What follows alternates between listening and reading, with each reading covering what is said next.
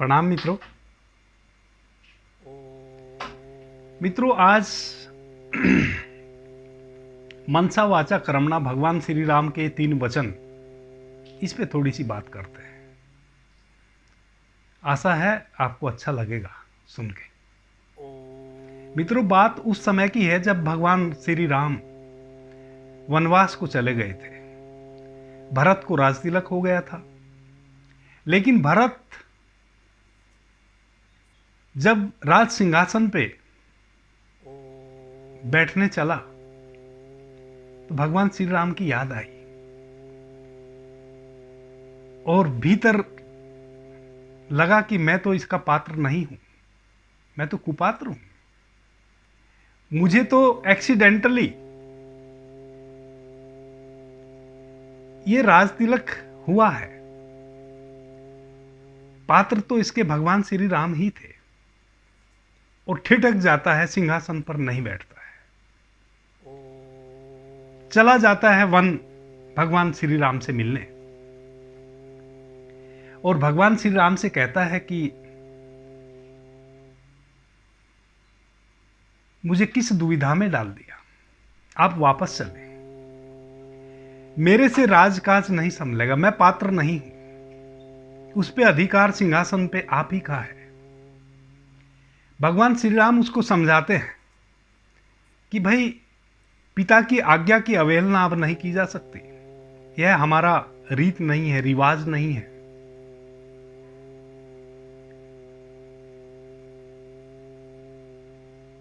भांति भांति से भरत को समझाते हैं।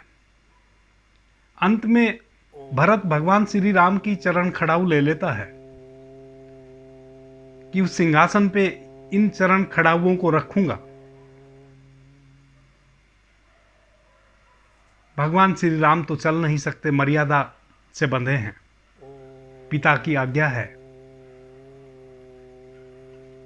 14 वर्ष का वनवास हुआ है, तो इनकी चरण खड़ाऊ ले लेता हूं। भगवान श्री राम की चरण खड़ाऊ भरत ने ले ली। जब भरत चलने लगा तो श्री राम भगवान ने 3 वचन कहे कि भरत, मनसा वाचा कर्मणा से प्रजा की रक्षा करना, सेवा करना। भरत ने उन तीनों वचनों को अपने हृदय में संजोया और अयोध्या वापस आ गए। राज सिंहासन पे भगवान श्री राम के चरण पादुका रख दी और 14 वर्षों तक उन्होंने राज किया। मित्रों, यह मनसा वाचा कर्मणा, भगवान श्री राम कह रहे थे कि जो तुम मन में रखे हुए हो वही तुम्हारे वचन में हो और वही फिर तुम्हारे कर्म में हो। मन में कुछ सोच रहे हो, बोल कुछ रहे हो, कर कुछ रहे हो,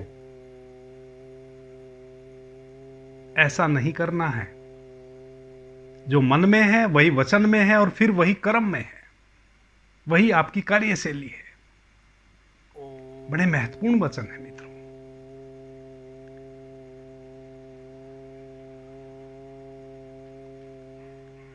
मन, वचन, कर्म, हमारे जो मन में चल रहा है वही हमारे वचन से में बोला जा रहा है, वही हमारे कर्म में अवतरित हो रहा है। जो हम कहते हैं, जो हम सोचते हैं, वही हम कहते हैं और वही हम करते हैं। यह मतलब हुआ। अगर हम ऐसा नहीं करते हैं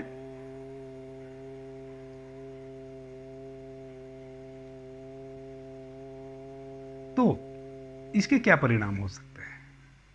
सबसे पहले तो मित्रों, ऐसा कोई व्यक्ति नहीं है जो धार्मिक ना हो। प्रत्येक व्यक्ति धार्मिक है। सभी किसी न किसी रूप में धर्म का पालन करते हैं, यानी कि सभी आध्यात्मिक हैं। कोई मंदिर जाता है, कोई मस्जिद जाता है, कोई गुरुद्वारा, चर्च जाता है, सभी तो धार्मिक हैं। अपने अपने अनुसार पूजा पद्धति, प्रार्थना में लगे हैं।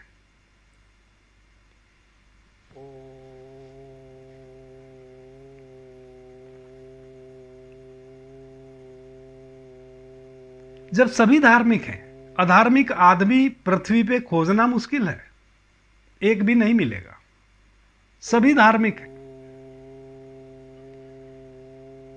अपना अपना तरीका सबका अलग है, लेकिन धार्मिक सब हैं। एक चीज को तो सभी मानते हैं, परमात्मा को, और सभी उसकी स्तुति अपने अपने तरीके से करते भी हैं। पवित्र नदियों में स्नान करने जाते हैं, पवित्र धर्म स्थलों में शीश झुकाने जाते हैं, गुरुओं के पास जाते हैं, भांति भांति से सभी धार्मिक है। मित्रों, यह मन वचन कर्म, मनसा वाचा कर्मणा, और हमारा धार्मिक होना, कोई समानता इसमें दिखती नहीं है। जब हम सभी धार्मिक हैं तो फिर पृथ्वी पे इतना पाप क्यों है? कहीं बलात्कार हो रहे हैं, कहीं चोरी हो रही है, कहीं मार पिटाई हो रही है, कोई किसी की जमीन छीन रहा है, कोई किसी की स्त्री बहू बेटी पे बुरी नजर से तक रहा है, कोई किसी का बलात्कार कर रहा है, भांति भांति के पाप। कोई चोर है तो कोई जार है, कोई धोखेबाज है, कोई पाखंडी है, और सभी धार्मिक हैं। तो फिर ये सब क्यों? ये कैसे संभव है? धार्मिक आदमी तो ऐसा नहीं कर सकता। जब सभी धार्मिक हैं तो फिर पाप क्यों? और पाप इतना है मित्रों, जैसे मैंने कहा कि एक भी व्यक्ति आपको खोजना मुश्किल है जो धार्मिक ना हो, जो आध्यात्मिक ना हो। कोई किसी धर्म को मानता है, कोई किसी धर्म को मानता है, प्लस अपने अपने धर्म में भी फिर अपने अपने अनुसार पूजा पद्धति में लगा हुआ है। प्रत्येक व्यक्ति धार्मिक है, और प्रत्येक तीसरा व्यक्ति किसी न किसी पाप में लिप्त है। जब सभी धार्मिक हैं तो फिर ये प्रत्येक तीसरा व्यक्ति, और मैं क्षमा चाहूंगा, आप अपने अगल बगल में देख लें, किसी न किसी पाप कर्म में लिप्त है हर तीसरा व्यक्ति। कोई छोटी चोरी कर रहा है, कोई बड़ी चोरी कर रहा है, कोई योजना बना रहा है चोरी की, कोई किसी की स्त्री पे गंदी नजर रखे है, कुछ ना कुछ करता हुआ आपको मिल जाएगा पाप कर्म। हर तीसरा व्यक्ति। अपने घर से, अपने घर के बगल से आप देखना शुरू करें और अमेरिका तक चले जाएं,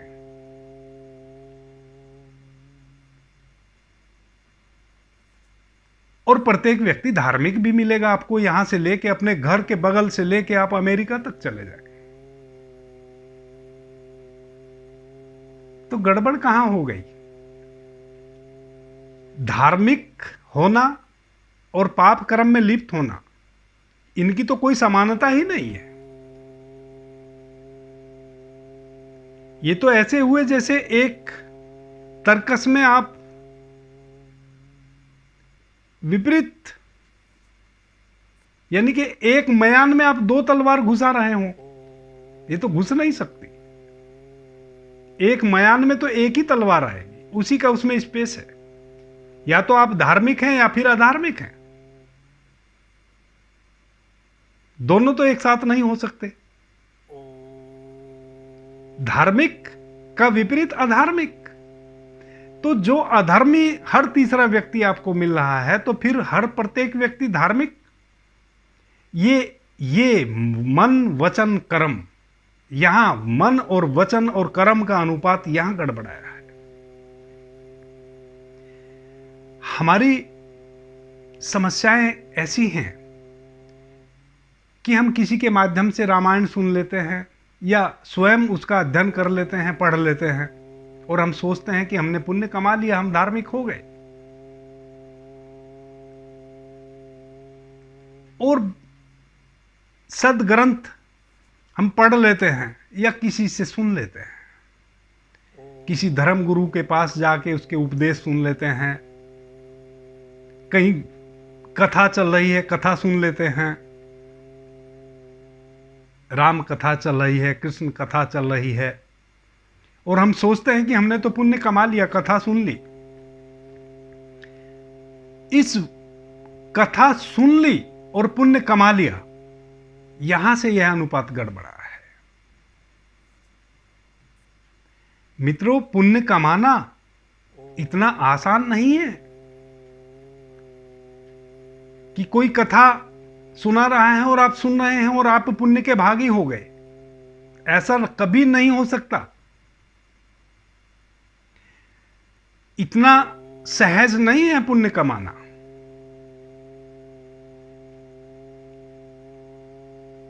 आप अगर पुण्य कमाना चाहते हैं, अगर पाप से मुक्त होना चाहते हैं, अधर्म से मुक्त होना चाहते हैं, तो आपको धर्म में प्रवेश करना होगा। अगर भगवान श्री राम में हमारी आस्था है, हमारे वह पूर्वज हैं, हम उनको भगवान मानते हैं, तो जो मन वचन कर्म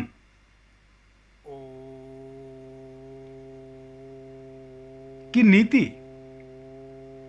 भरत को भगवान श्री राम ने बताई थी, वह आज उतनी ही हम पे भी लागू होती है। तभी तो हम रामायण सुनने का क्या मतलब? सुनने का मतलब है भगवान श्री राम ने कुछ संकेत दिए हैं, उन संकेतों को हमने पकड़ा और उसको हम जिए, और उस जीने का जो परिणाम है वह हमें पुण्य में ले जाएगा। उससे पुण्य घटेगा, उससे हमारा अधर्म छटेगा और हम धर्म में हमारी यात्रा होगी। सिर्फ कथा सुन लेने से, रामायण सुन लेने से, भरत का और भगवान श्री राम का संवाद सुन लेने से हम पुण्य के भागी हो गए, ऐसा समझने वाले ही तो हर तीसरा व्यक्ति अधार्मिक है। कहीं ना कहीं रामायण सुन लेता है, कहीं ना कहीं पाठ चल ही रहा होता है, पवित्र नदी में स्नान कर आता है, किसी पवित्र धार्मिक स्थल पे जाके शीश झुका आता है और फिर पाप कर्म में लग जाता है। सोचता है कि मैंने तो अपना काम पूरा कर दिया, अभी तो मंदिर दर्शन करके आया हूं, धर्म कमा के आया हूं। मित्रों, धर्म ऐसे कमाया नहीं जाता है। यह हुआ स्वयं को धोखा देना। जैसा हम सोचते हैं वैसा ही हम बोलें और वैसा ही हम करें, यह भगवान श्री राम ने कहा है, और इसको हमें धारण करना होगा। इन वचनों को हमें अपने जीवन में उतारना होगा। हम क्या करते हैं जिससे हमें लाभ प्राप्त होना है, वह कितना भी भ्रष्ट आदमी हो, उसके हम गुणगान करते हैं उसके मुंह पे, भले पीछे हम गाली दे रहे हों, और मन में उसी समय यह भी चल रहा होता है कि कितना दुष्ट व्यक्ति है यह। यहीं से आप अपने अधार्मिक होने का बीज बो लेते हैं। यहीं से बीज बोया गया, अब उसको वृक्ष बनना ही है। जो बीज अंकुरित हो गया वह वृक्ष बनेगा, क्योंकि इस प्रकार की खाद तो आप उसको रोज ही देते हैं। आप तो प्रतिदिन प्रति क्षण यही करते हैं। मन में कुछ चल रहा होता है, सामने वाले को बोल कुछ रहे होते हैं और फिर कर कुछ और रहे होते हैं। प्रति क्षण ऐसा हम करते हैं। जो बीज हमने रोप दिया है अधर्म का, उसको रोज हम खाद देते रहते हैं और फिर वह वृक्ष बन जाता है, और हम धार्मिक स्थलों पे पवित्र नदियों में स्नान करके गीता रामायण का पाठ कथा इत्यादि सुन के सोचते हैं कि हमने धर्म कमा लिया। इतनी जल्दी अधर्म से मुक्ति ऐसे नहीं होती है। अधर्म नहीं करने से ही मुक्ति होगी, और वह मुक्ति तभी होगी जब हम भगवान श्री राम के इन वाक्यों को अपने पे अवतरित करेंगे कि जो हम सोच रहे हैं वही हम सामने बोल रहे हैं और वही फिर हम कर रहे हैं। कितना भी बड़ा मेरा नुकसान हो जाए, सामने वाला व्यक्ति कितना भी मुझे नुकसान पहुंचा दे, मेरे मन में जो उसके प्रति अभी विचार चल रहा है मैं वही प्रकट करूंगा।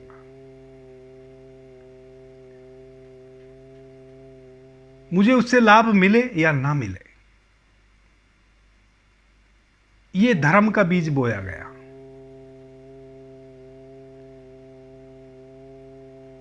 यहां से धर्म की शुरुआत हो गई। मैं संकल्प लेता हूं कि मैं जो सोचता हूं वही मैं बोलूंगा और वही मैं करूंगा, उसका परिणाम चाहे जो हो। अच्छा हो बुरा हो, मेरे नुकसान में जाए भले में जाए, मेरे बुरे में जाए, मुझे जो व्यक्ति कुरूप लगता है, अगर कोई पूछता है कि भाई मैं आपको कैसा लगता हूं, तो भैया मुझे आप कुरूप लगते हैं, भैया मुझे आप दुष्ट आदमी लगते हैं, मेरे से तो मत ही पूछो, सीधा बोल दो।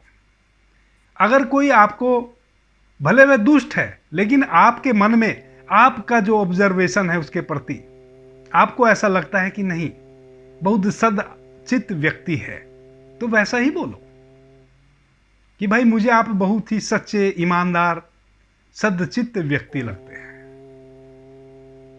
तो आपके भीतर धर्म का बीज बोया गया। जैसा आप सोचते हैं वैसा ही आप बोलते हैं और वैसा ही आप करते हैं। और अगर आप ऐसा नहीं करते हैं तो यह जो हर तीसरा व्यक्ति अधार्मिक है, उस श्रेणी में आप हैं। आप धार्मिक भले ही बने रहें, टीका तिलक लगा के, आप लाख पवित्र स्थानों की यात्रा कर लें, पवित्र नदियों में स्नान कर लें, साधु संतों के यहां जाके माथा पटके, आप अधर्म से मुक्त नहीं हो सकते। मित्रों, परमात्मा किसी को क्षमा नहीं करता है। आप इस भ्रम में मत रहना कि आप कहीं मंदिर में जाके शीश झुका के बोल देंगे कि मेरे से गलती हो गई, मुझे क्षमा कर दिया जाए। कभी क्षमा नहीं करता है अस्तित्व आपको। आप जो कर्म करेंगे आपको वह भोगना ही है। अगर आप इस भ्रम में हैं, कोई किसी गुरु घंटाल ने आपको समझा दिया है कि भाई ऐसा ऐसा कर लो सब ठीक हो जाएगा, बिल्कुल नहीं होगा। आप भ्रम में मत रहना। भगवान श्री कृष्ण ने गीता में स्पष्ट कहा है कि भैया तुम कर्म करो, फल की इच्छा मत करो। फल की तो तुम चिंता छोड़ ही दो, फल तो मैं दे ही दूंगा। जैसा तुम करोगे फल मैं दे दूंगा। चिंता तुम करो इस बात की कि तुम कर्म क्या कर रहे हो। सुफल चाहते हो तो शुभ कर्म करो, बुरा चाहते हो अशुभ कर्म करो।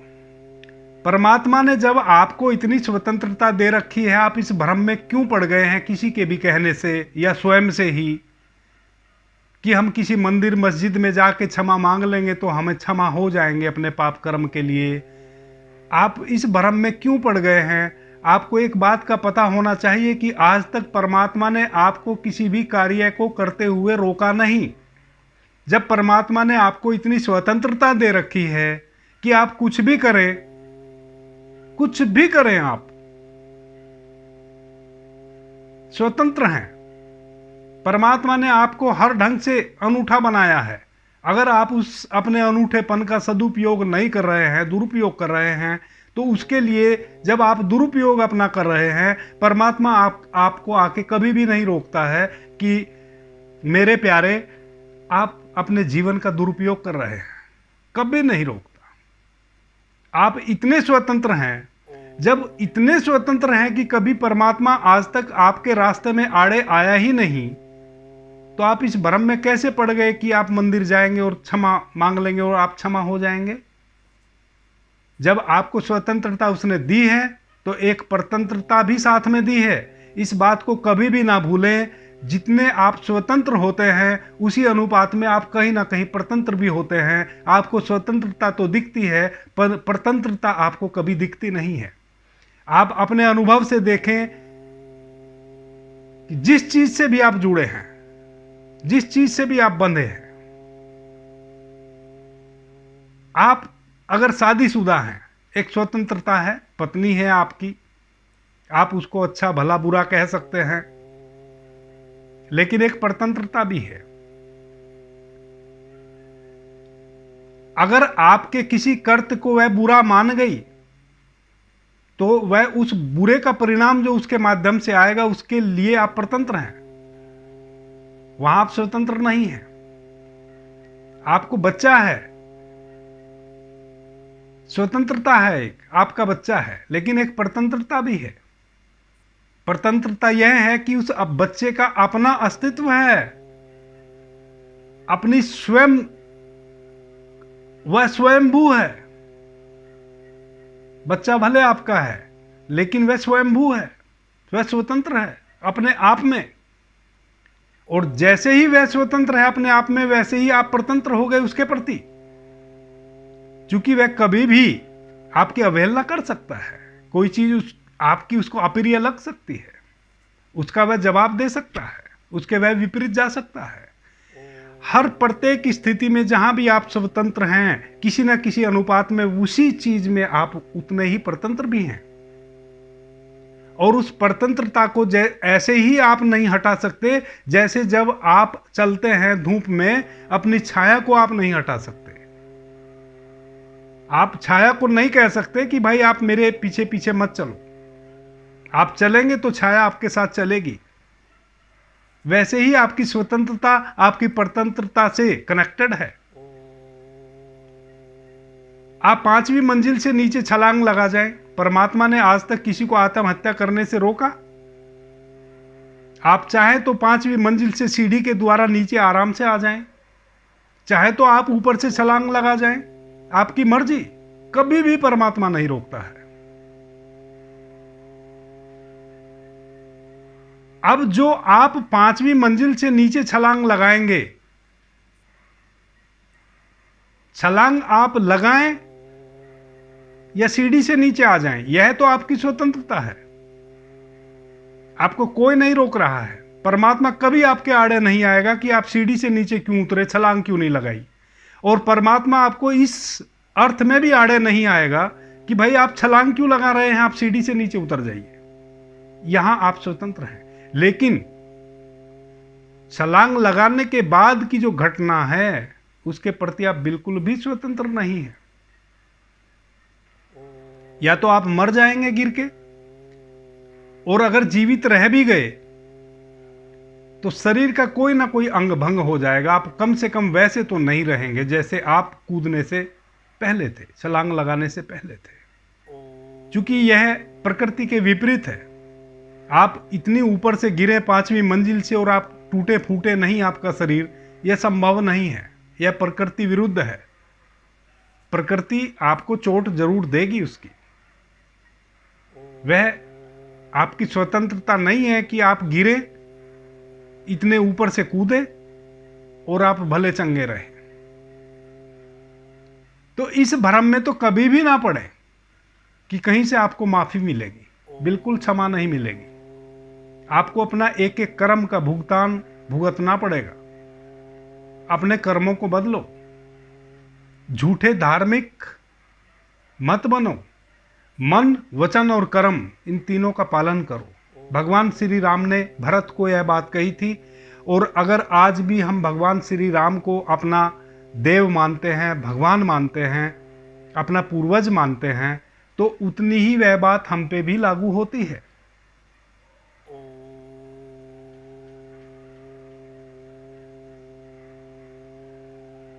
हम जस्ट इसके उलट जीते हैं, जिसका परिणाम है प्रत्येक व्यक्ति धार्मिक जैसा दिखता है नहीं। असल बात तो यह है कि हर तीसरा व्यक्ति किसी न किसी पाप कर्म में लिप्त है। या तो पाप कर चुका है या पाप करने की योजना बना रहा है।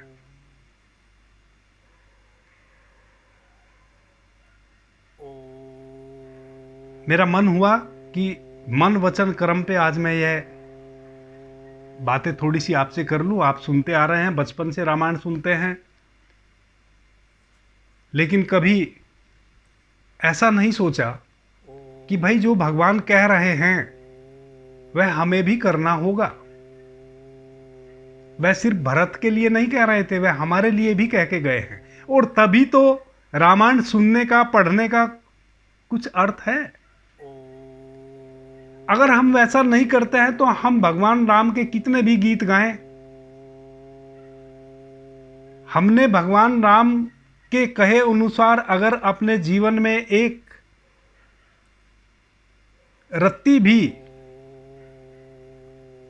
उस सार को ढाला नहीं, उन वचनों को ढाला नहीं, उतारा नहीं अपने जीवन में, तो हम तो भगवान राम की भी अवहेलना कर रहे हैं। भगवान राम, उनके मंदिर में जाके आप शीश झुका के प्रणाम करें, घंटी बजाएं,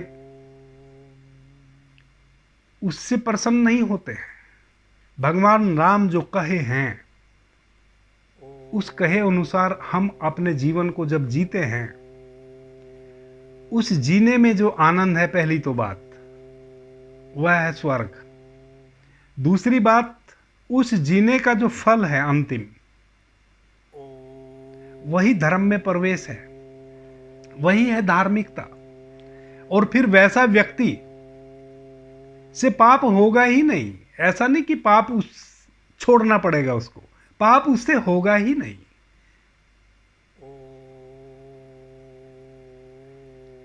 तो मन वचन कर्म, आज से हम संकल्प लेते हैं कि जो हमारे मन में चल रहा है वही हम वाणी से बोल रहे हैं और वही हम कर्म में उतार रहे हैं। तभी हमारा धर्म में प्रवेश होगा, तभी हम धार्मिक होंगे और हमारे धार्मिक होने का हमें ही लाभ मिलेगा, किसी दूसरे को नहीं मिलेगा। हम अक्सर एक बात और करते हैं, इसलिए और चूंकि एक बात और करते हैं जो मैं अभी बताऊंगा, यही वजह है, बहुत सारी वजह है हमारी जो हम धार्मिक दिखते हैं नहीं। वह वजह कारण है। एक वजह क्या है कि हम जहां भी हमने सुन लिया कि भाई फला व्यक्ति बहुत तपस्वी है, धूनी रमा के बैठा है, 3 महीने से बैठा है, हम वहां चले जाते हैं, कुछ पैसा चढ़ाते हैं, घंटों अपना वहां समय देते हैं, नमस्कार करते हैं, प्रणाम करते हैं और सोचते हैं कि भाई इतने सिद्ध पुरुष के दर्शन हो गए, हमारा तो भाग्य तर गया, हम तो पाप मुक्त हो गए। मेरे प्यारे मित्रों, अगर इतना आसान पाप मुक्त होना होता तो अगला आदमी क्यों तप रहा होता? आपने कभी अपनी बुद्धि में सोचा, ये विचार किया आपने? आप विचारशील जरा भी हैं? कहां चली गई विचारशीलता? अगर इतना आसान होता तो वह भी किसी मंदिर में जाके चरण छुआता, प्रणाम कराता। वह इतनी घोर तपस्या क्यों कर रहा होता? आप पाप मुक्त हो गए और अगला पाप मुक्त होने के लिए इतनी कड़ी तपस्या कर रहा है। आप इतनी आसानी से मान के आ गए कि मेरे तो पाप तर गए। कैसे तर जाएंगे? अगर इतना आसान होता तो वह क्यों इतनी कड़ी मेहनत कर रहा होता? वह क्यों धूनी रमा के बैठा होता? आपने कभी सोचा, कभी विचार किया? विचार करना सीखो, विचारशील बनो, चिंतन करो, चिंतन, विचार करो। सदपुरुष सिर्फ रास्ता बताते हैं, वही सदपुरुष है जो आपको रास्ता बता के और पीछे कमर पे हाथ मार के कह दे कि बेटा जा, अब इस रास्ता बता दे, इस रास्ते पे चल, मेरे शीश झुकाने से कुछ नहीं होगा, मेरे चरण दबाने से कुछ नहीं होगा। मैंने भी चलते चलते ही पाया है, मैंने भी यात्रा की है तो पाया है। तुम्हें भी मार्ग बता दिया, यात्रा करो, तुम भी पा जाओगे। वही है संत। वह आपको घेर घोट के अपने पास नहीं लाता है कि बेटा आते रहो, मेरे पैर दबाते रहो, कुछ मुझे लेते देते भी रहो। वह तो सूत्र बताता है और आपको थपकी देता है और कहता है कि बेटा जाओ, मार्ग बता दिया, इस मार्ग पे चलो, चल पड़े तो पहुंच जाओगे, नहीं चले तो अपने घर बैठो, यहां मत आना दोबारा। मैं जो जानता था, जिस मार्ग से मैंने कुछ पाया है, वह मार्ग तुम्हें बता दिया, तुम इस पे यात्रा करो, जाओ। एक आदमी तपस्या कर रहा है, धूनी रमा रहा है, कड़ी धूप में बैठा है, हम उसको योगेश्वर समझते हैं, जाते हैं उसके चरण दबाते हैं, बैठते हैं वहां, घंटों अपना समय बर्बाद करते हैं और यह सोच के चले आते हैं कि हम तो कुछ रुपए वहां दे आए, इतने तपस्वी आदमी के पैर छुआए, प्रणाम कराए, उसने हमारे सर पे हाथ रख दिया, हमारे तो भाग तर गए। और यह विचार नहीं करते कि इतना आसान भाग तर जाना होता तो अगला इतनी कड़ी मेहनत क्यों कर रहा होता? वह भी तो अपने पापों से मुक्त होने के लिए, अपनी सदगति के लिए उस कर्म को कर रहा है, इतनी कड़ी मेहनत कर रहा है, तपस्या कर रहा है, गला रहा है अपने को, अपने अहंकार को। आत्म चेतना को उपलब्ध होने की कोशिश कर रहा है, इनलाइटेड होने का प्रयास कर रहा है, परम प्रकाशित होने का प्रयास कर रहा है। और उसके लिए वह इतना जघन्य कार्य कर रहा है, इतना अखंड कार्य कर रहा है, और आप बस नमस्ते कराए, प्रणाम कराए, और आपने तो पुण्य कमा लिया। यही वजह है कि आप अधार्मिक हैं। अगर धर्म में प्रवेश करना है तो उस संत से सीखो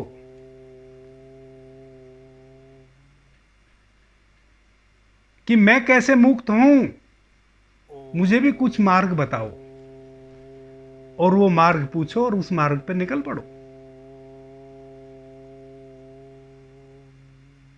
मनसा वाचा कर्मणा, जो मन में सोच रहे हैं वही वाणी से बोल रहे हैं, और वही हमारे कर्म में भी अवतरित हो रहा है। ये 3 शब्द अति महत्वपूर्ण है। भगवान श्री राम ने भरत को कहे थे, और हमारे लिए आज भी उतने ही समसामयिक हैं।